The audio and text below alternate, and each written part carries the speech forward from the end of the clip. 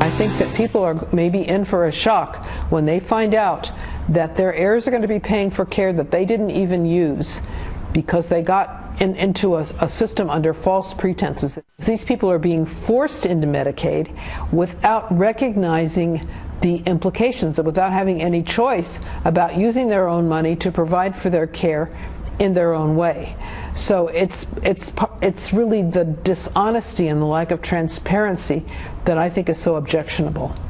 Two sides there to that sound from that doctor talking about the death debt. States are allowed to recover the cost of care even after death. It's been the law since 1993 in Medicaid, but Medicaid's expanding dramatically now, and it may be affecting many more people, many more families. We're back with the panel. Charles, how big a problem is this potentially? Well, I think I'm not sure how large the impact will be, although because they've radically increased the ceiling under which you're allowed to get Medicare. It used to be the very poor, so you didn't really have estates that you could raid for money afterwards. Now a whole bunch of people who are middle class, own their own homes, are now being shoved into Medicaid, so you will have the problem. It's hard to estimate how many it'll be. But to me it just shows how thoughtless and arrogant was the planning of all this. People said, you know, the experts sit here in Washington and say, well, let's expand Medicaid up to a certain level, arbitrary level, without thinking it through. One of the reasons that Medicaid was expanded was because the assumption was, it was a reasonable assumption, that it will decrease the amount of visits to the ER by the poor. So it would save a lot of money. That was the premise. Well, there's been a study in Oregon, a randomized study of people assigned into Medicare and outside, that shows that it actually increases the use of the ER by 40%. So here they are expanding it, acting on these assumptions. The empirical evidence arrives. I guarantee you nothing will change. It's going to be a huge economic burden on the government and on the country, but it will not change one iota of how the program is administered, even though it was established on a false and empirically shown to be false premise. Elise, you know, every day we seem to find some other element of this massive law. How much do you think Democrats up on the Hill acknowledge there's a lot of work to do to fix the law if they're going to defend it in this especially in an election year?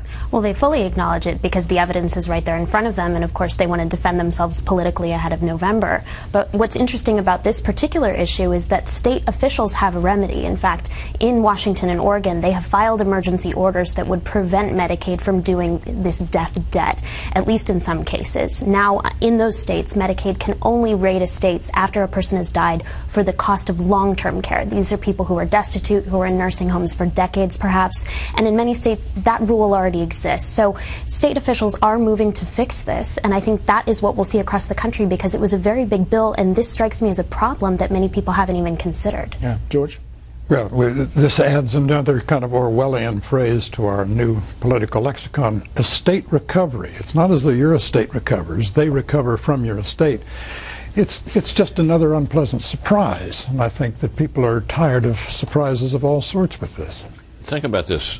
Under normal circumstances, a president, even a president in the second term, would be working with his allies in Congress for ways to fix all these problems we're talking about.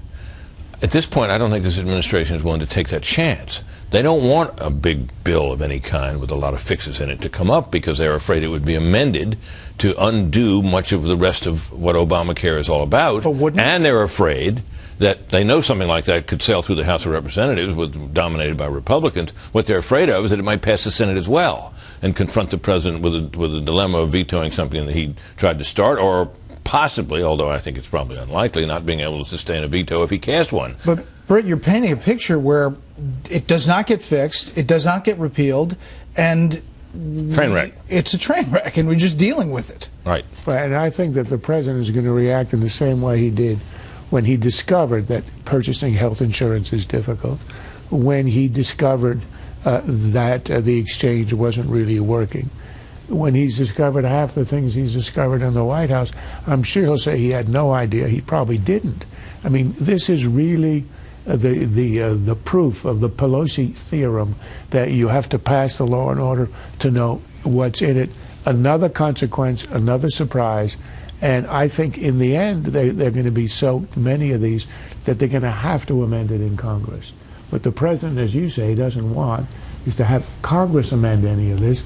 And that's why when the Republicans proposed a way to restore the private health insurance, he said no, veto it, and then he did it unilaterally and lawlessly by executive suggestion, actually. Panel, thank you. Elise, thanks for putting up with these guys. Thank you.